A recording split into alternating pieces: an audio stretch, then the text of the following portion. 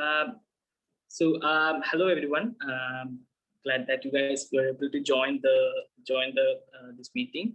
Um, so um, Before starting this talk, I was kind of very much encouraged to think about the like. I was taken aback by the title of the series itself, like my research, why it matters, right? So it's a huge question. In that sense, when I thought about it, I become absolutely like lost, thinking that it doesn't matter at all. Like what I do does not count.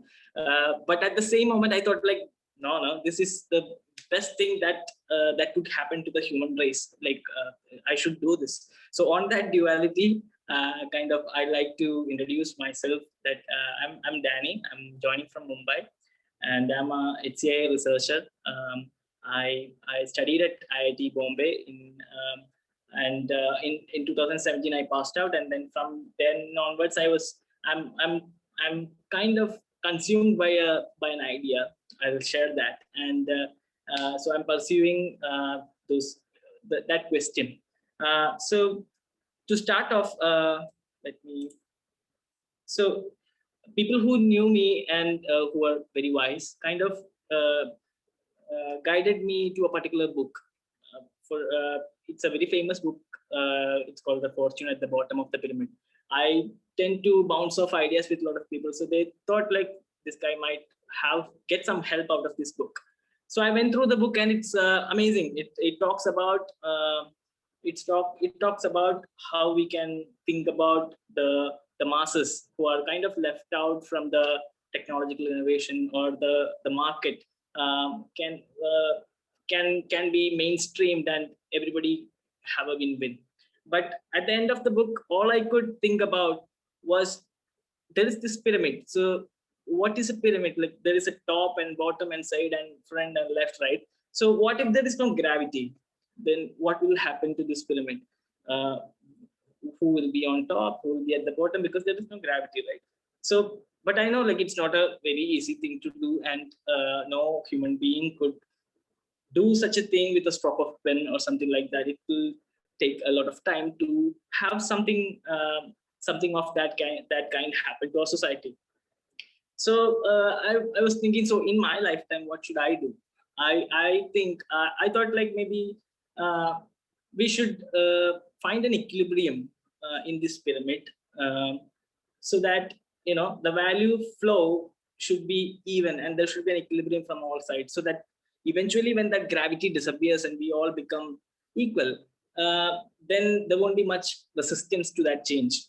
So on that note, um, I thought like how to proceed. So then I kind of heard about this amazing center called IDC School of Design at IIT Bombay, and then I prepared for an admission, and then got through luckily. And then there I found many people who were addressing this same challenge from different perspectives and different ideas, which are very relevant. They were relatively very common names in the HCI research community. One of those guys was Aniruddha Joshi. Professor Joshi taught me, like, took classes on user studies for us, and his work on technology adoption model was very interesting. He and his team at the Interaction Design for Indian Needs lab at IIT Bombay, they were classifying a particular user group as emergent users. So emergent users are basically people who have multiple challenges, like low literacy, um, lack of technological experience, and low self-efficacy. So these are a huge population. We're talking about a huge population, and they're classifying and studying the particular users, and how for their first time in their lifetime they are getting access to this marvelous technology in the form of smartphones, and it could alter their life, but somehow it's the effect of, or the positive effects of positive impact of such a technology was not translating. So they were kind of finding out the technology adoption model, as you can see. And they were doing multiple work, and I was fortunate to kind of get inspired from their work. And luckily for me, during my internship, I met the team from Swansea University, and I got an opportunity to work with Matt and Simon and Chen and Thomas on a co-design workshop. So I was thinking how to kind of make this equilibrium in the pyramid. So there was this team who was thinking about co-designing with marginalized communities, and I was kind of as a newbie, like I get to see what they do. So during that time, we ran multiple workshops in India, especially with domestic workers, with auto rickshaw drivers, and after school club uh, participants. And they basically, we were thinking about future kind of what I can say, future innovations in mobile interactions. And I could see that the innovations that were the ideas, those were surfaced in that workshop over the course of time. It took a couple of years. There were multiple interesting concepts or innovation happened out of those ideas. So in my very own eye, I saw there is this cycle where the idea got translated into technological innovations, and I was very much interested in their work, and I got an opportunity to kind of work further with the team. So in between, like, I was doing my master's project, and I was inspired by this co-design process and participatory way of designing. So I kind of went ahead and thought about virtual reality and this this question that who will create these virtual spaces or interactions for these users. Like, will, if again the technology is kind of top down, like the culture, the specific aspects of people, like it's not, we don't want to homogenize the entire world, right? So who will create these spaces? So on that question, I kind of tried to engage one particular family in India and think about how they could create virtual domestic space. So I'll play a video, and maybe you can better understand what was the project like.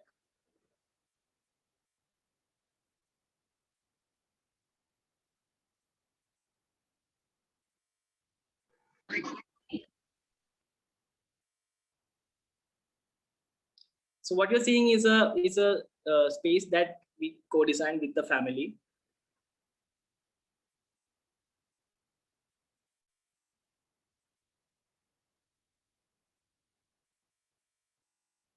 So this was the particular family I engaged.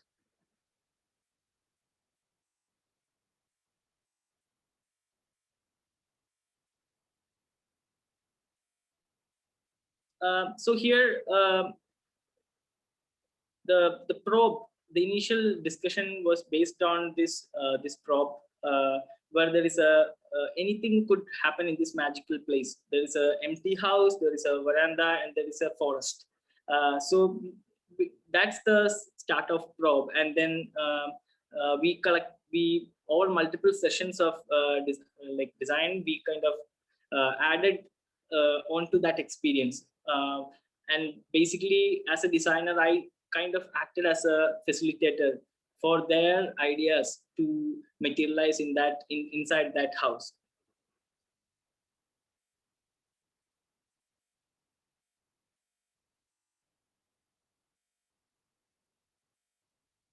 So this was the empty house.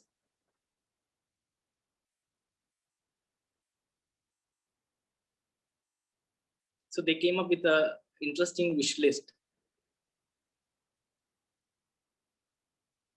So I went ahead along with my amazingly creative friends. We created a nice, interesting environment.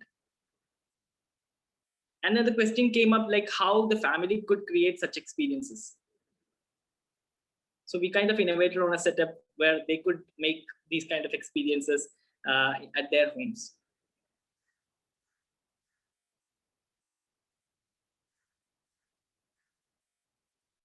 And they decided to convert theirs, like the daughter in that house, like she decided to convert her sticker collection into an experience where she recited a story about a princess.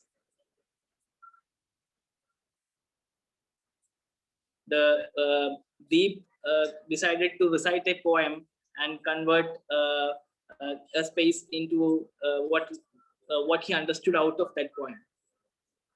And the grandmother decided to save a prayer for the children in that house. And they mapped these experiences onto different parts of the house, which they could kind of see on a tablet or a mobile VR display. So then again, another iteration happened, kind of thinking about how like distant families could create such an experience. So this was one of the project which I did during my masters, which set me on this path. Then I got this amazing opportunity again to collaborate with Computational Foundry of the Swansea University, and where I worked along with this amazing team to think about how to combine machine and human speech assistance in a challenging space of Dharavi. Dharavi is a slum in India, and it's got its own unique challenges and positives. We found out some of the interesting I would definitely I'll definitely ask you guys to maybe if you are not if you don't know the work, like maybe you can go and read about the work, because it would be difficult for me to discuss the work here. But it was interesting. Some interesting conclusions happened out of this work. One was like, given an explicit choice, like people tend to forward their questions to human answers. It's not you don't have to sneak and listen to better your AI systems. You can have an honest conversation with the users, and they will help you if they find value in the system. Other things was like the edge cases, like Dharavi, where the challenges are many. Like in a single line, they might use different languages. So any machine learning system would have much difficulty, where human could easily human from that particular community could easily kind of answer those questions. And just going forward, I'll quickly go to another project which is more recent, like last year's project, where we think about how to use dye-sensitized solar cells and in the context of Dharavi, and kind of thought about this smart messaging material as a smart messaging material. So this is another, I'd like to direct your attention to the video. Maybe like you'll understand much more rather than me talking about it.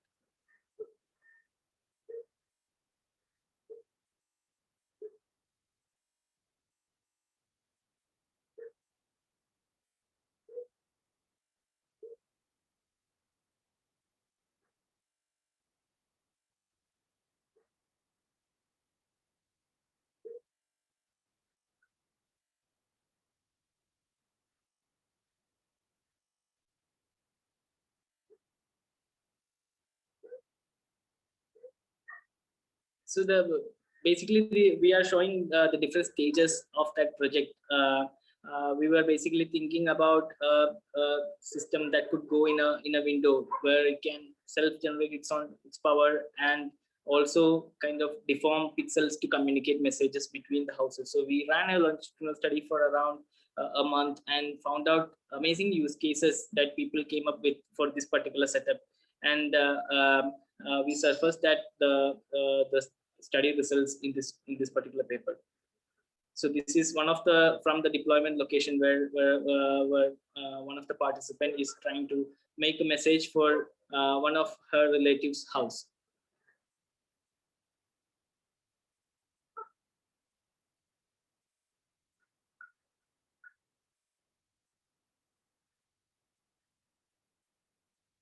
One of the personal learnings from this project was, for me at least, was the power of kind of low fidelity prototypes. We think about technology as finished things, or like, for example, we wait a long time to test out ideas. But I think with this project and with previous projects also, like if we can kind of crack low fidelity prototypes early in the process, that gives such an amazing amount of insights for us to iterate and think more deeply before investing much time on the actual system. So we kind of surface those aspects in this paper, and I would like to again ask you guys if once it's published, it will be publishing in this year's Sky conference, and that will be an amazing read. I'm absolutely sure. So moving on to so now these days I'm consumed by this idea that okay, it's all good, like we are involving community to think about innovation, and we are kind of publishing research papers for so that other researchers across the globe can take it forward, or other people like me from the community can think about such innovations and such engagements, and think about a bottom up approach of technology innovation. But the larger question still is there. Kind of what is in it for the community, truly speaking, like what do they get out of it? It's very difficult question to answer, because in a world of IP rights, and in a world of like investments and money, it's very difficult to answer that question. So this is the question I talked about, the question that I'm thinking, and I would like to, maybe if you have some interesting answers, or if you want to have some interesting chat about this, so there are some initial directions that I'm kind of exploring with the team. But if you have some interesting idea or want to talk about it further, I would like to kind of I've shared sorry,